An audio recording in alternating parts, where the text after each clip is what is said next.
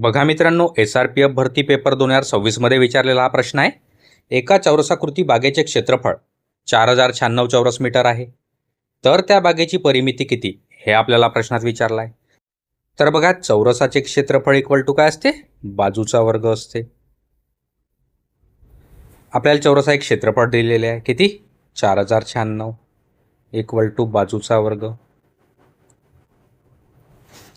तर याच्यावरून आपल्याला बाजू मिळून जाईल.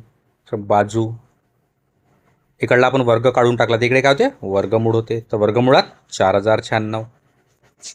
तर 4096 कोणाचा वर्ग आहे? तर 64चा वर्ग आहे. 64 इक्वल टू बाजू.